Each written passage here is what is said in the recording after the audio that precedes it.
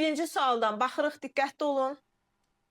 Hansı nümunəni sual cümləsinə çevirmək mümkün deyil?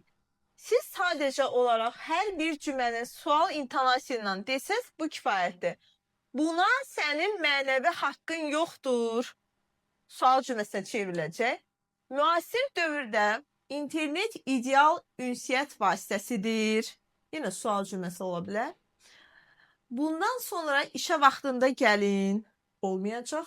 Yanlışdır. Variantımız C-dir. Həyat eşqini qorumaq optimizmin ən başlıca cəhdlərindəndir. Olacaq. Yaxşı yaşamaq üçün çox çalışmaq lazımdır. Yenə sual cümləsinə çevirə bilirik.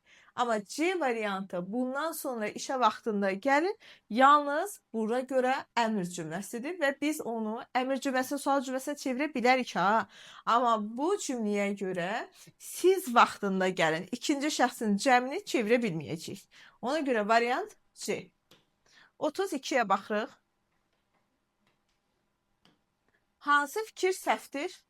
Söz birləşməsi cümləyə nəzərən daha kiçik dil vahididir. Siz bilirsiniz ki, söz birləşməsi cümləyə nəzərən kiçik dil vahididir. Deməli, bu fikir düzdür. Müəllim danışarkən birləşməsinin aslı tərəfi hərəkətin subyektini bildirir. Bəli, işi icra edən kimdir burada? Müəllim. Deməli, subyektin bildirir, düzdür. Təsriflənməyən feillər yalnız feili birləşmənin əsas tərəfi olur. Gəl baxaq. Deyirsən, məsələn, dərs oxuyanda bu zaman bəli olacaq əsas tərəf. Amma əgər biz deyiriksə, oxumaq istəyəndə feili bağlama tərkibinin bu dəfə aslı tərəfi olacaq. Yəni, başa düşürük ki, həm əsas, həm aslı tərəfi ola bilər. Bu səbəbdən də yalnız əsas tərəfi dediyi üçün C variantı yanlışdır. Söz birləşmələri ən azı 2 leksik mənalı sözün birləşməsindən əmələ gəlir. Düzdür. Söz birləşmələrinin tərəflərin tabeli əlaqəsi ilə bağlanır. Siz bilirsiniz ki, bu da düzdür. Birinci nöqtəyini söz birləşməsi arasında gördüyünüz məsələn yanaşma əlaqəsi, 2 və 3-cü nöqtəyini söz birləşməsi arasında məsələn gördüyünüz uzlaşma idarə. 33-cü suala. Hansı cümlədə amonimliyi olan söz yoxdur? Deməli, baxırsınız, ətrafı qatı duman örtmüşdür. Ətrafı qatı duman örtmüşdür. Deməli, bu cümlədə heç bir sözün amonimliyi yoxdur. Bu qat deyil, qatıdır. Başa düşdünüz? Ona görə bunun amonimi yoxdur. Şiddətli əzablara tab gətirməyən gəncin ürəyi getdi. Burada tab, əzab, əziyyət dözüm anlamındadır həmçinin. Amonimdir. Su kiçiyindir, yol böyüyün. Burada da yol həm isim kimi, həm feil kimi işlənə bilər. Onun alın qırışları ağır həyatından nişanə idi. Burada da məsələn qırış sözü. Əlimdə qırış var idi. İsim kimi. Bir də var deyirsən ki, dərim qırışdı. Feil kimi işlədə bilərsən. Y variantında kür öz mənbəyini. Mənbə necə işlənir? Biri var məxəz anlamında. Yəni, əsərin mənbəyi, məxəzi anlamında, götürüldüyü mənbə anlamında, biri var coğrafiyadakı mənbə, çayın mənbəyi. Deməli, A variantında amonim yoxdur. A götürmüsünüzsə düzdür. 34-ə baxırıq. Görəsən, oralara getmək üçün nə lazım olduğunu kim bilmiş olar? Cümləsinin sintaktik təhlili ilə bağlı səhvi göstərin. Deməli, görəsən oralara getmək üçün nə lazım olduğunu kim bilmiş olar? Deyir ki, bilmiş olar xəbər, kim oldu mübtəda, nəyi, oralara getmək üçün nə lazım olduğunu. Deyir, cümlənin mübtədası suala cavab vermir. Siz bilirsiniz ki, mübtədə nə zaman suala cavab verməz? O zaman ki, əgər o özü sual əvəzinə ifadə olunursa. Sual əvəzinə ifadə olunduğu üçün suala cavab vermir, düzdür? Xəbərin quruluşca sadədir deyirsə, siz bilirsiniz ki, xəbərin mürəkkəb olması üçün mütləq nədən ifadə olmalıdır? Söz birləşmələri mürəkkəb adlanır. Bir də siz bilirsiniz axı ki, feili xəbər quruluşca yalnız sadə olacaq. Sonra xəbəri quruluşca sadədir, düzdür? Güman şübhə bildirən ara söz işlənmişdir, görəsən, düzdür? Məqsəd zəfi, məstər tərkib plus qoşma şəklində ifadə olmuşdur, yanlışdır. Çünki kim bilmiş olar nəyi, oralara getmək üçün nə lazım olduğunu. Nəticədə burada feili sifət tərkibi var. Feili sifət tərkibinin asıl tərəfi məstər tərkibidir. Üstündə də qoşma işlənib. Başa düşdük? Yəni nəticədə tamamlıq feili birləşmə ilə ifadə olunub doğrudur, amma bu cümləmdə məqsəd səhvliyi yoxdur. Sxemim tamamlıq, mübtəda və xəbərdir. Ara sözlərdə bilirsiniz, qrammatik cəhətdən cümlə üzərinə bağlı deyil, sintaktik təhlil oluna bilmir. Deməli, variantımız olacaq D variantı. 35-ə baxırıq. Yanlışı soruşur bizdən. Yanlışı soruşursa nə deyəcək? Normalda uyğunu soruşsaydı bizdən, doğrunun altına doğru, yanlışın altına yanlış tapacaq. Amma indi doğrunun altına səhvləri, yanlışın altından düzləri tapmalıyıq. Deyir, qrammatik şəkilçilər yalnız isimlərdə olur. Tamamilə yanlışdır. Sarımtıl sifət, məsələn, yazır feil. Yəni, bu ifadə yanlışdır. Əvəzilər bütün əsas hissələrini əvəz edə bilir. Bəli, əvəzilər bütün əsas hissəsini əvəz edə bilər, amma köməkçini əvəz edə bilməz. Dünən gec idi. Dünən gec idi. Dünən zərf, gec idi zərf. Deməli, başa düşdük ki, zərf zərfə aiddir. Deməli, 2-3 düzdür. Bütün isimlər cəm şəkilçisi qəbul edə bilir. Siz bilirsiniz ki, əhali, cəmaət, ictimaiyyət toplu isimlərdən qəbul etməyəcək cəm şəkilçisi. Bir də peşə sənət məzmunu bildirənlər cəm şəkilçisi götürmür. Məsələn, maldarlıq, misgərlik, müəllimlik, bunlar cəm şəkilçisi götürmür. Deməli, bütün isimlər cəm şəkilçisi qəbul edə bilər. Yanlışdır. Şəkli sözü cümlədə iki müxtəlif halda işlənə bilər. Siz bilirsiniz ki, ikinci qrup sözlər var idi. Şəkil, isim, cisim, qisim, sinif və s. Bəli, bunlara həm hal, həm mənsubiyyət artıranda kökünün son saytını itirirdi. Yəni, şəkli sözünü biz hansı hallarda düşünə bilirik? Həm onun şəkli adı halda, həm də şəkli mənə verdiysən təsirli halda. İki müxtəlif halda düşünə bilər, deməli doğrudur. Məstər isimləşə bilmir. Bu fikir də doğrudur, çünki isimləşmək nəyə aiddir? Sifətə, saya, fiili sifətə və zərfə aiddir. İndi biz doğrudan yanlışı seçirik 1, yanlışdansa doğruları seçirik 5-6. Variantımız olacaq D variantı. Bildiniz? 36-ya baxırıq.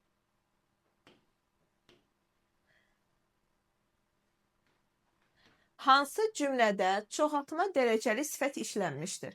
Siz bilirsiniz ki, ədatlar həm sayla işlənir, həm sifətlə işlənir. Bu sizi çaşdırmasın. Bu il olduqca az məhsul yığıldı. Olduqca az burada ədat sayı təyin edib. Yəni, burada çoxaltma dərəcəli sifət yoxdur. Hava qaranlıq olduğu üçün çox qorxur. Çox burada feilə aiddir, zərfdir. Qaranlıq olmaq burada ümumiyyətlə feildir, feili sifətdir. Ən çox babamla yaylaqda keçirdiyim günlər üçün darıxıram. Burada da ədatdır sadəcə olaraq. Nənəm ən dadlı yeməklər. Siz bilirsiniz ki, çoxaltma dərəcəsi olması üçün sifət olmalıdır. Sifətdən qabaq biz ədatı işlədə biliriksə, sintaktik üsulla əmələ gələn olacaq çoxaltma dərəcəsi. Götürəcəksiniz ən dadlı yeməkdə D variantı çoxaltma dərəcəsi. Bumbuz olmuş. Bumbuz sizi çaşdırmasın. Biz onsuz da sifətin istisnasına demişik ki, bumbuz büsbütün istisnadır. Buzun kökü isimdir, büsbütün də zərfdir. Amma burada bumbuz olmuş, onsuz da feili sifətdir. Yəni, çaşmağınıza da əsası yoxdur. Yanda feil var çünki. Nəticədə burada da yoxdur. Deməli, variantımız olacaq D variantı. 37-yə baxırıq. Birinin yazışı ilə deyilişi fərqlənir deyirsə, baxırsınız ki, preparat olduğu kimi qalır. Balina, çəpəki, əndişə. Əndişə də qorxu, həyəcan. Nəinki də biz tələffüzünü yazdırıq, nəinki. Yəni, yazılışı ilə deyilişi fərqlənəcək. Variantımız olacaq Y variantı.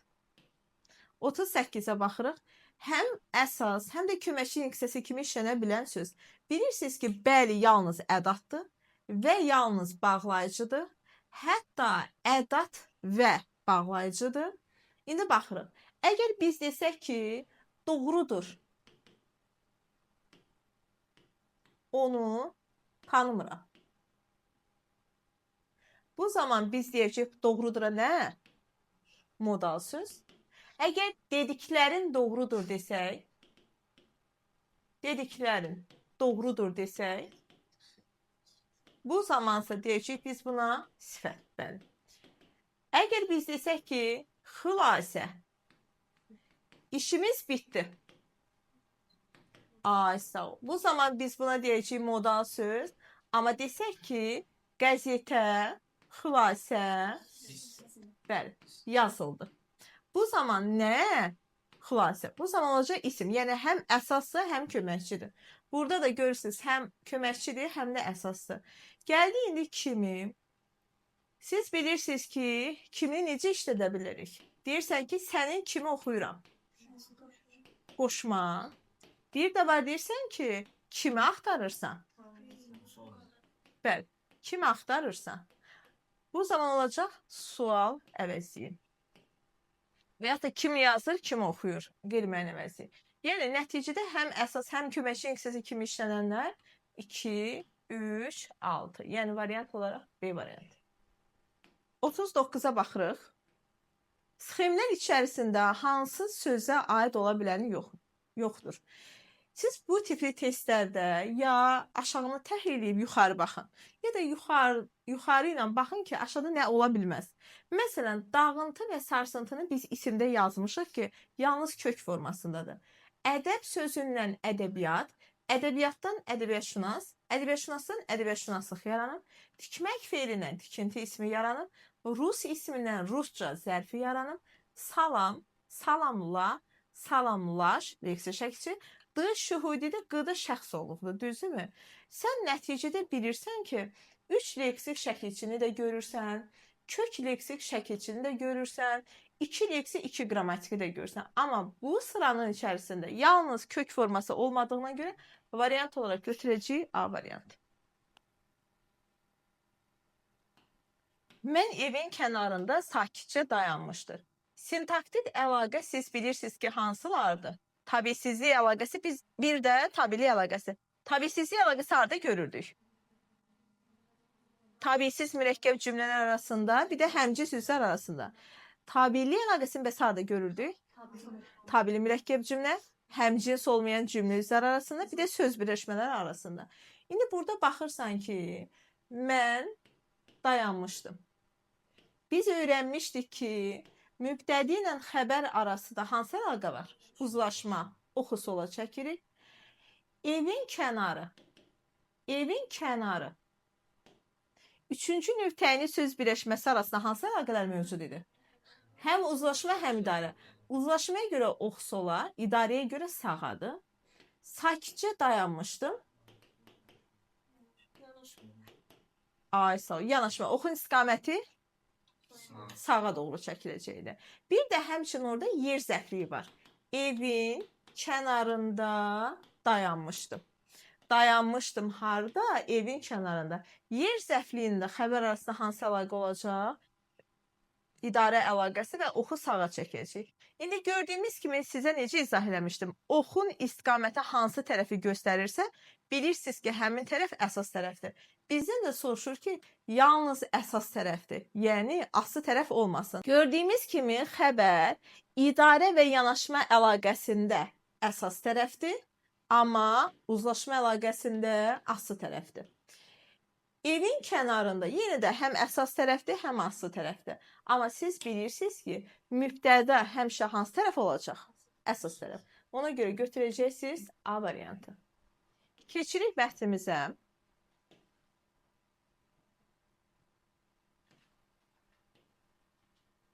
Deməli, mətnimiz gəncliyin sirri.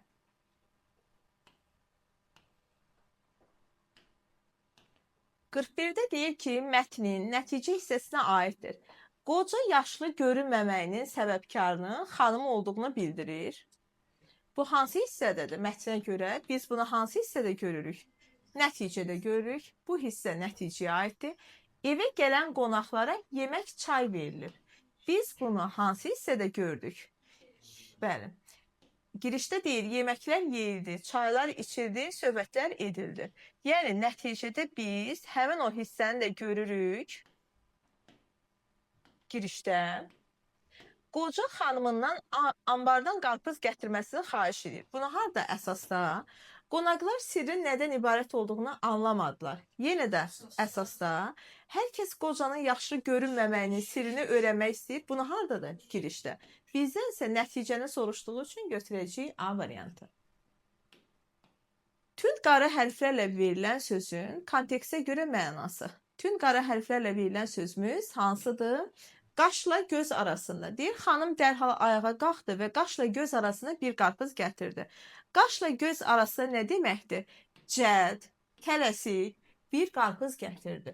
Yəni götürəcəksiniz C variantı. Sonra gözlənilmədən onsuz da yanlışdır. Mətndə nöqtələrin yerinə hansı cümlə uyğundur? Deməli, öncə biz nöqtələrə baxırıq.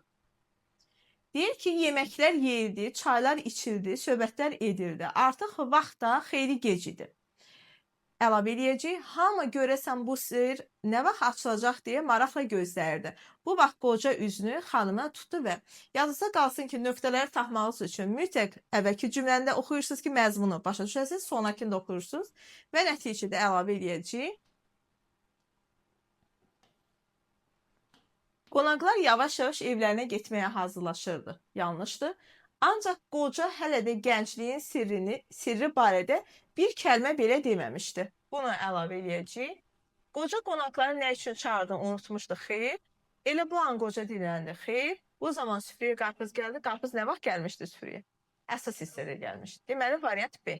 Tərkib hissələri ilə bağlı uyğunsuzluq. İmtahanda uyğunsuzluğun altını mütləq xətt çəkin ki, bir də görəsiniz.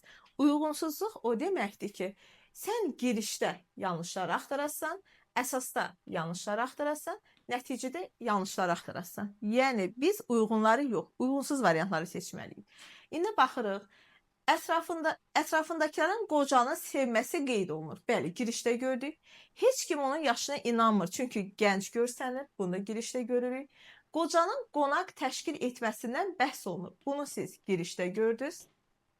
Qoca gənc görünməsinin səbəbini, sirrini açıqlayır. Nəticədə gördünüz. Qoca ailə içərisində və kənarda bir-birinə verdiyi dəyərdən danışır. Bunu nəticədə gördük. İnsanlar heç nə başa düşmür. Bunu hansı hissədə görürüz? Əsasda. Deməli, biz uyğunsuz variantı seçdiyimiz üçün olacaq 3, 4, 6. Variant olaraq Y variantı. 45-ə baxırıq. Mətndə hansısa suala cavab tapmaq mümkün deyil. Deyir ki, qoca nə üçün yoldaşını bir neçə dəfə qarpızın arxasınca göndərir? Çünki onun səbrini sınayırdı.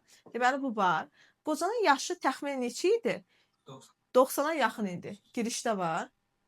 Ətrafındakılar nə üçün qocaya qonaq gəlmişlər? Sirri bilmək üçün. Ambarda neçə qarpız var idi? 1.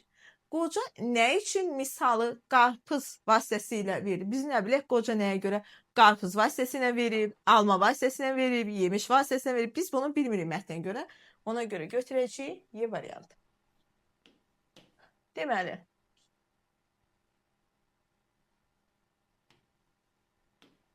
fakt nədir? Fakt mətndə gördüyünüz konkret situasiyadır.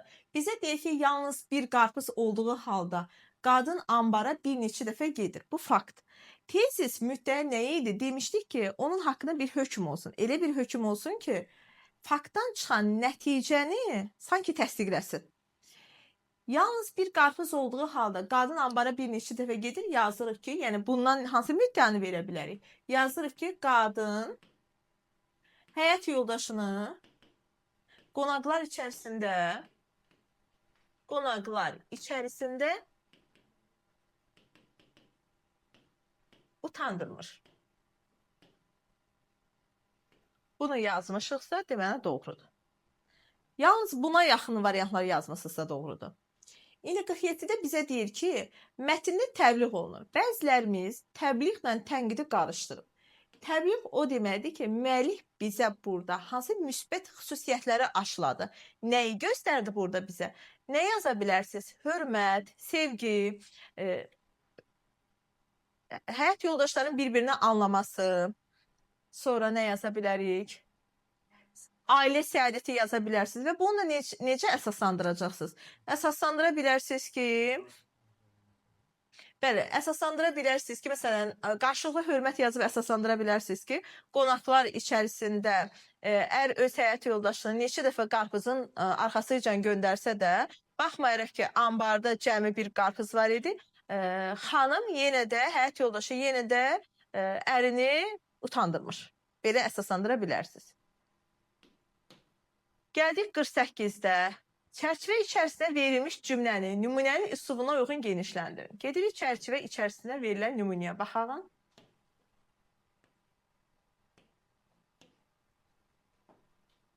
Deməli, yeməklər yeyildi, çaylar içildi, söhbətlər edildi. Mütləq şəkildə dil qaydalarına gedən sualdır. Sizə tövsiyə edirəm ki, əgər siz burada yaza bilirsinizsə, bir dənə üsluba uyğun artırın.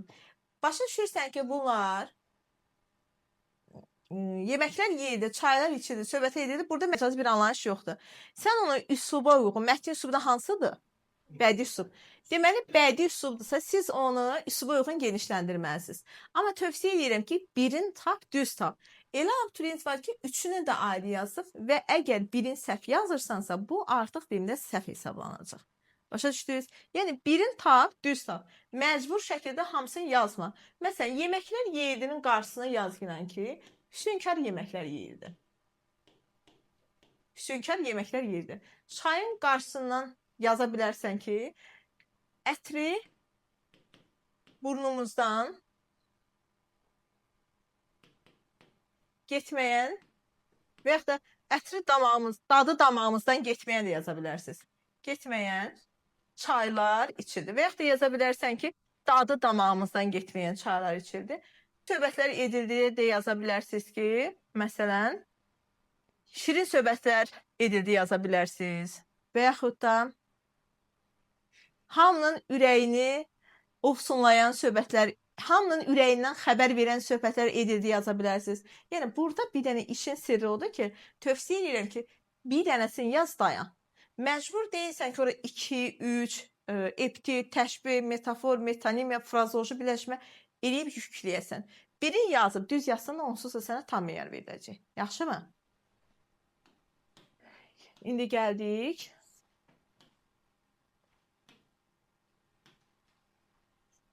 Mətnin son abzasında kursiv bilirsiniz nədir? Normal çapla yazılan mətnə nəzərən əl yazısına yazılan işarədir. Deyir ki, kursivlə verilən sözə əsasən cədvəli tamamlayın. Kursivə baxaq görək hansı idi. Deməli, kursiv yenə də o qarpızı gətirirdi. Sən bilirsən ki, qarpızı gətirmək sözün hansı funksiyasındadır? İnformativ. Ümumiyyətlə sözün neçə funksiyası var? 3 funksiyası var. İnformativ, terminoloji və poetik. İnformativ sözün həqiqi mənasıdır. Terminoloji elmi üslubdakı termin mənasıdır. Poetik funksiyası isə məcazdır. İnformativ yazırsan, sonra cümlədə işlədirsən ki, məsələn, necə yaza bilərik? Yaza bilərsən ki, o mənim gələcəyimdən xəbər gətirirdi.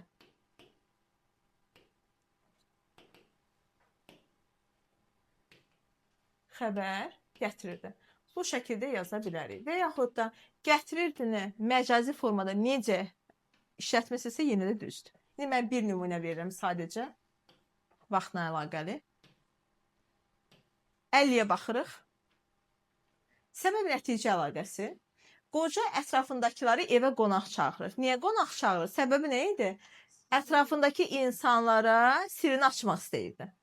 Qoca xanımı bir neçə dəfə qarpız gətirməyə göndərir. Nəticə bundan bir atım sonraki hadisədir. Yazırsan ki, qadın bir neçə dəfə ambara gedib gəlir.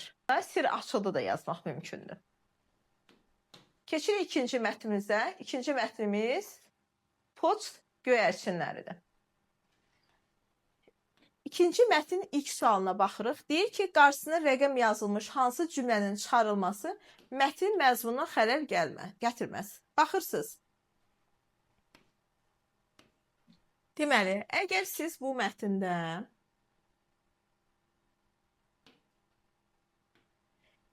Keçmiş zamanlardan atlılarla bərabər xəbər aparan canlılardan biri də göyərçin olmuşdur. Bunu çıxara bilmərik, çünki mətnin əsas məzmunu onun üzərindən gedəcək.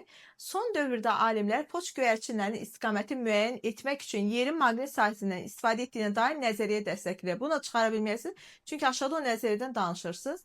Amma üçü çıxara bilərik. Deyir ki, məşhur Reuters xəbər agentliyinin banisi Paul Reuter xəbərləri və birja qiymətlərini paylaşmaq üçün 1850-ci ildə Belçikanın Brüssel şəhəri ilə Almaniyanın Aachen şəhəri arasında 45 göyərçindən istifadə etmişdir. Bunu isə çıxara bilərik. Deməli, götürəcəksiniz yalnız 3. Gəldik, mətndə tünd qara hərflə verilən sözə baxırıq. Mətndə tünd qara hərflə verilən söz. Deməli, göyərçinlər müəmmalı quşlardır. Əslində aşağıdakı variantlardan çoxsunda müəmmalı sözdən uyğun olacaq. Amma bax gör, burada müəmmalı hansı kontekstdədir? Sirli. Yəni deyir ki, göyərçinlər sirli quşlardır. Düzdür, qəribə quş, anlaşılmaz, qeyri-adi quş deyə bilərsiniz, amma mətndəki məzmunu ödəmədiyi üçün onlar səhv olacaq, sirli deyəcəyik. Bəs göyərçinlər xəbəri bir yerdən digərinə necə aparır? Deməli, biz bunu deyəcəyik hansı abzasa əsasən? Deməli, deyir ki, bəs göyərçinlər xəbəri bir yerdən digərinə necə aparır? Son dövrdə alimlər poçt göyərçinlərdən istiqaməti müəyyən etmək üçün yerin maqnit sahəsindən istifadə etdiyinə dair nəzərini dəstəkləyirlər. Bir yerdən digərinə necə aparmağı məhz ikinci abzasdadır. Bəzən abituriyentlər burada çaşırlar, götürürlər.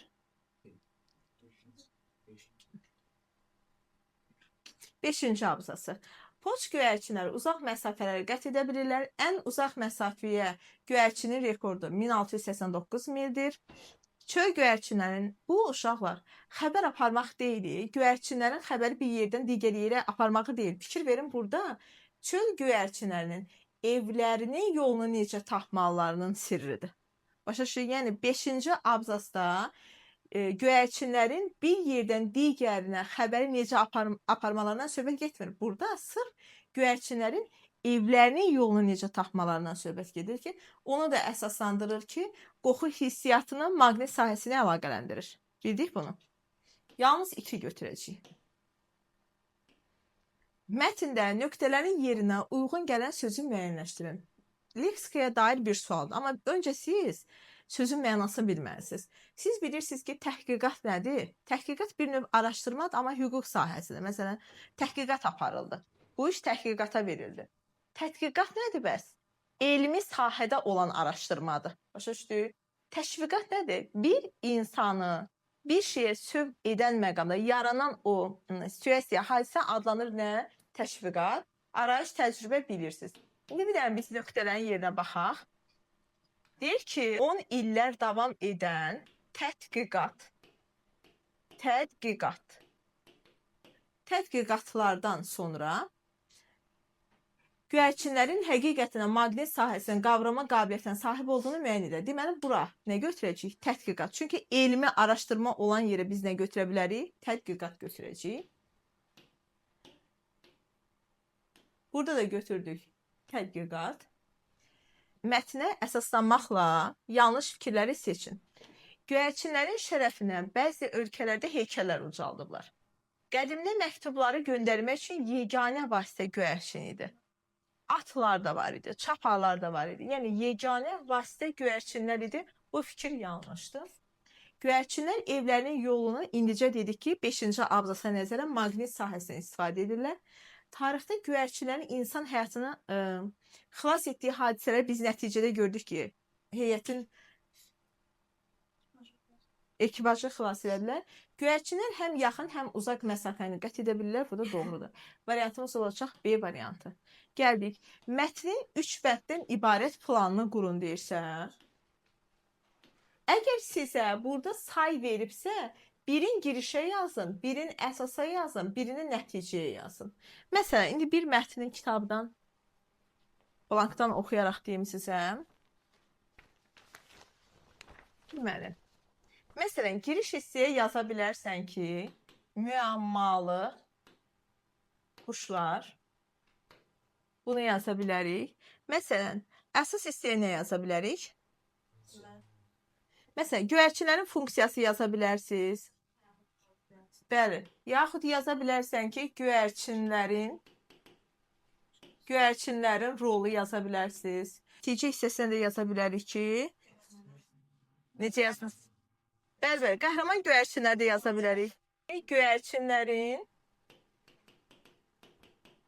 insanların həyatını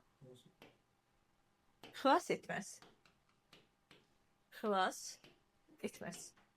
Göyərçinlər haqqında klassirdə 3 məlumat verilməlidir. Birin özü yazıb ki, qədim zamanlardan sülh quşları hesab ediliblər. Mətndən 2 dənə belə klassirdə biz nümunə seçməliyik, 2 cümlə seçməliyik. Məsələn, yaza bilərsən ki, poçt göyərçinləri uzaq məsafə qət edə bilirlər. Uzaq məsafələri qət edə bilirlər. Belə yaza bilərik. Poçt göyərçinləri istiqaməti müəyyən etmək üçün yerin maqnit sahəsindən istifadə edirlər. Yerin maqnit sahəsindən istifadə edirlər. Yəni, nəticədə biz mətndə göyərçinlərə dair hər hansı 2 faktor götürsək, bu onsuz düzdür. Yəni, mən hamısını demirəm. Yaza bilərsən ki, göyərçinlər insanların həyatını xilas ediblər. Müxtəlif şəkildə nə yazsınız doğrudur burada. Gəldik. Mətnin üslubu hansı üslubdadır mətnimiz? Publisistik. Deməli, bizdən soruşur ki, müqayisə edin. Demir üslubunu adın yazın. Kütləvi anlaşıqlıq, aydınlıq və təsirlik. Yaza bilərik ki, mücərrəd obrazlıqdan istifadə olunmur. Məsələn, birin yazsız kifayətdir, olunmur. Yaxud yaza bilərik ki, müxtəlif mövqe və maraqları əks etdirir. Bunu yazsaq kifayətdir. Gəldik, etdirir. Gəldik ikinci, şeirləndirsə mütləq hansı üslubdur? Bədidir. Bəli, yazırıq burada obrazlıq, emosionallıq, məcazilik. Sözün poetik funksiyasından istifadə edilmişdir yaza bilərik. Nəzmlədir yaza bilərsiniz. Və yaxud da yaza bilərik, digərini nəsrlə də yaza bilərsiniz. Və yaxud yaza bilərsiniz ki, mücərrəd obrazlığa rast gəlinir. Ortağa da yaza bilərik ki, funksional üslubdadırlar. Funksional üslubdadırlar. Ədəbi dil normalarına tabidir yaza bilməyəcəyik. Ədəbi dil normalarına tabidir, bütün mətnlərdə yaza bilmərik yoldaşlar. Niyə yaza bilmərik? Çünki sən ikinci abzasa bax, göyərçinəm göyərçin, kəkilim vardır çin-çin. Yer dəyişmə varsa ədəbi dil normalarını pozub. Burada qrammatik norma pozub. Deməli sən, bəzən müəllimlər bəli izah edəndə deyir ki, Venn diaqramının ortasına həm funksional üslubdadırlar yazın, həm də ədəbi dil normalarına tabidir yazın. Amma qətiyyən digər üslubların hamısını yaza bilərsən sən bunu. Amma bədii üslub olan yerdə dayan və diqqət elə. Çünki baxırıq ki, kəkilim vardır çin-çirdə yer dəyişimi var. Qrammatik norma pozulduğuna görə burada ədəbi dil normalarına tabidir qətiyyən yazmamalısan. Yazsan meyar olaraq səhv olacaq. Bildiniz bunu da? 59-a baxırıq. Çərçivədəki söz səhv eləmirəmsə ekipaj idi, hə? Ekipaja yaza bilərsən heyət, yaza bilərsən komanda. Birin yaz, bəs. Xeyr, o söz bizim dildə yoxdur. Nə? Qrup deyil. Hər qrup ekipaj deyil axı. Deyir, indi bura baxırıq son sual. Göyərçinlərin insan həyatına müsbət rolu olmuşdur fikrindən əsaslanaraq 2 fikir yazırıq. Deməli, birinci fikrə yaza bilərsiniz ki, məsələn, insanların həyatını xilas etmişdir. İnsanların həyatını xilas etmişdir. Bir də yaza bilərik ki, bəli, xüsusi qabiliyyətləri vasitəsilə xəbər daşıya bilirlər.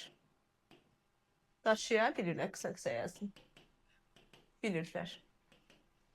Belə yoldaşlar, izahımız bu qədər. İndi nəticələrinizi qrupa göndəririk.